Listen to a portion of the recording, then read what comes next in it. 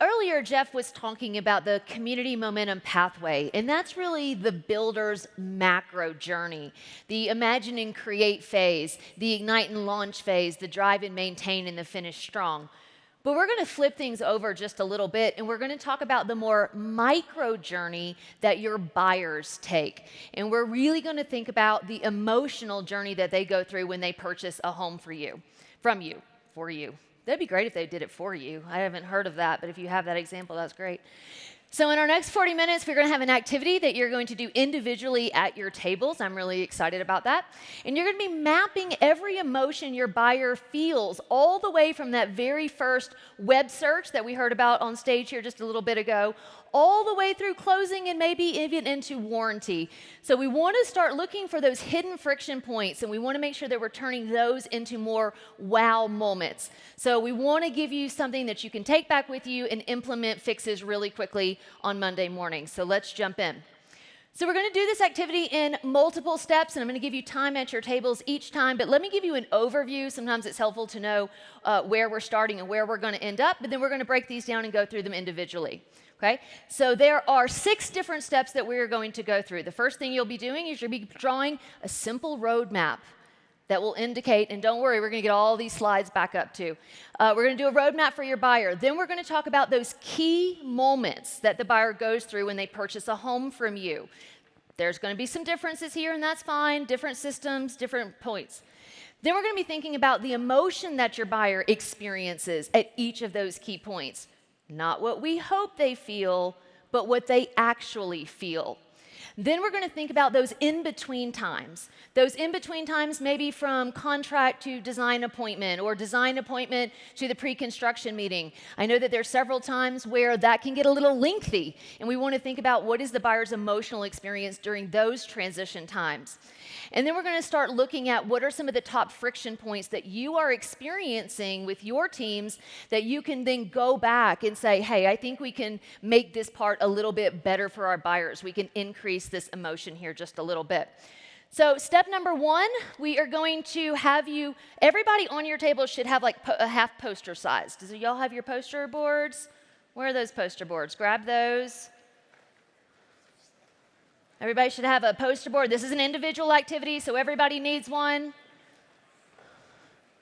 Go ahead and grab those. There should also be markers at your table, so you're going to need those. If you don't have markers, turn to the table behind you and steal a handful.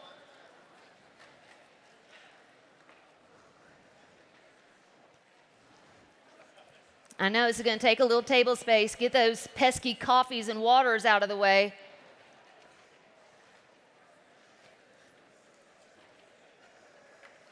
All right, this was the hardest step of the whole thing, I promise. Getting this figured out, getting your poster boards in front of you. Okay. All right, so the first step you're going to do, and you can do this any way you want. I'm going to show you an example, but this is your buyer's journey. Do it however you want, but now you're going to draw some sort of a road, okay? For those of you who don't like things to be squiggly, you can draw a straight line. That works too. But draw some sort of a road that you are, in a second, going to plot the key points along. So go ahead and draw your road. This represents the buyer's journey, their path. We know there's ups and downs.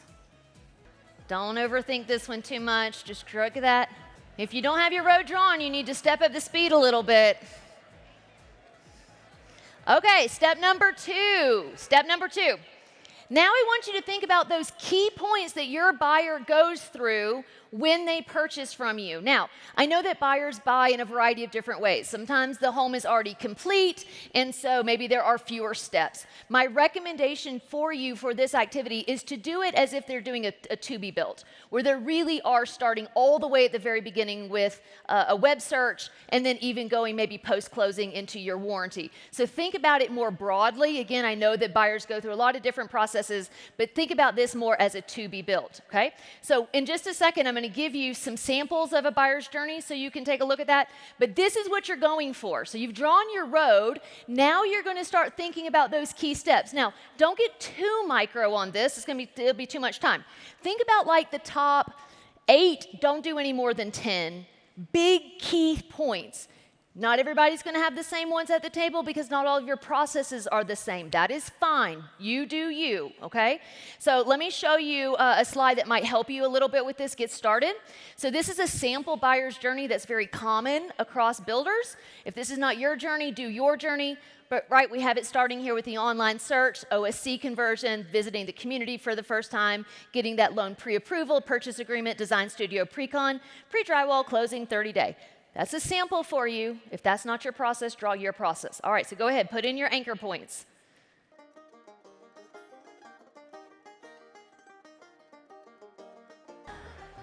Okay. For some of you, I don't think you've seen a road before, even when I showed you an image of what one looks like. Okay, so now, step number 3, you're going to do the emojis. Don't start drawing them just yet, because I have some very specific instructions for you on this. As you go through and look through those key points, I want you asking yourself, how does our buyer feel when they're at this step of the buyer's journey? Now, I want to be really clear. Not how you wish they felt or hope they feel. This is some honesty time, okay? This is when we look back at ourselves and really think, how is our buyer feeling? And you and I both know it's not smiley, smiley, happy, smiley, laugh. That's not true. If you write down smiling on loan approval, you need to tell me who you're using, because I don't know if it's possible. Okay, so this is where I really want you to be honest. How is your buyer feeling right now? Now, also, I want you to use what I like to call the 80% rule, meaning 80% of our buyers feel this way right now. Listen, there's always going to be some buyers that are happy all the way through. We don't have enough of them. They're unicorns, okay? We always have buyers that are always miserable all the way through. We are not talking about the extremes. Think about your average buyer. How do most of them feel in this moment? And then, yes, you're going to draw emojis. I don't want to see words. Don't you write smiley face.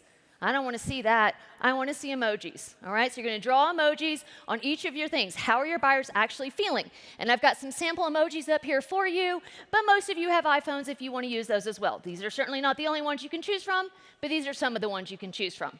Go ahead.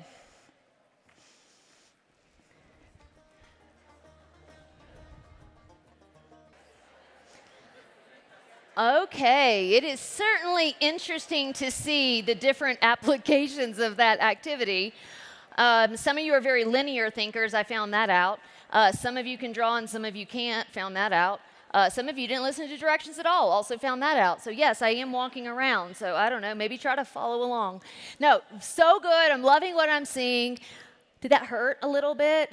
Were you like, ooh, yeah, maybe this is not exactly how we would want them to feel, but it probably is how they actually feel. All right, so now we're going to keep going with the feelings, and like I mentioned before, we're going to talk about the in-between feels, the gaps, if you will. Maybe it's the gap from when they talk to the OSC before their appointment. How are they feeling? Maybe nervous at that point. Do you have any big gaps in your process where it lets the buyer sit there for a long time?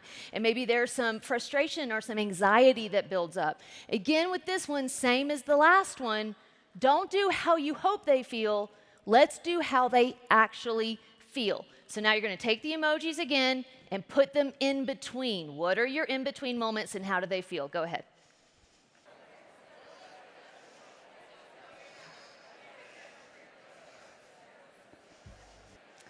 Okay, nicely done, most of you. Most of you, nicely done, nicely done. Okay, so we've got Mary Beth and Michelle in the wild. So Mary Beth and Michelle, let me check in a little bit. What are you seeing out there? What are you hearing? What are some takeaways so far? Well, my number one takeaway is that I don't want to visit some of your hometowns based on what you think roads look like. But also some really cool insights, because of course we have both marketing and sales in the room. And what I'm finding is that at least one, if not two, unnamed OSC executives think there's a pretty big gap with the hype and excitement before and what's actually going on site. So between the OSCs, but let's just read between the lines. I think the OSC is saying, we got them where we want them. They're hyped, they're excited. And then maybe it drops off a little bit by the time they arrive at the community. Is that what I'm hearing? That we have some maybe work to do here? Maybe there's some work. Okay, all right, that's fair. Michelle, there you are. Okay, so I just had a great conversation with a leader who shared that there may be some empathy gaps that this exercise brought to light, that maybe we don't have an understanding of how our buyers are feeling at different stages, and maybe we need to approach the different stages with a little bit more empathy.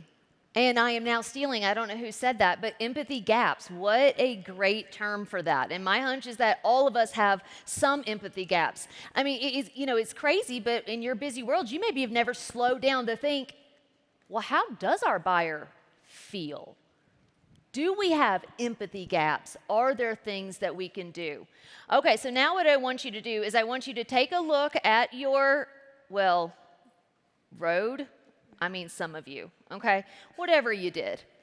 And then I want you to look at maybe the top 2 friction points that you would want to make a little bit better. So either star those or circle those. Looks a little something like this. Go ahead. What are some of those top 2 friction points? And they can certainly be an in-between point as well. What are the ones where you're like, ooh, we could do better.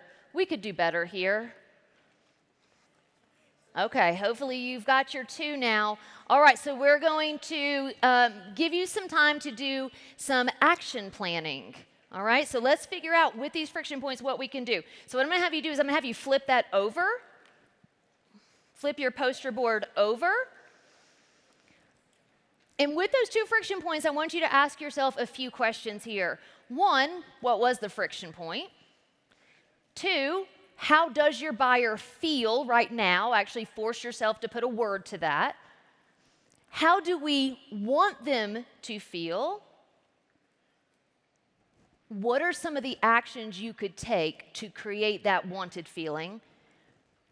And who needs to be a part of this conversation when you get back to your organizations?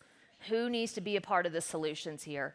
All right, so there you go. Give you a few minutes here to do some action planning. Go ahead. Okay. How's all that feeling?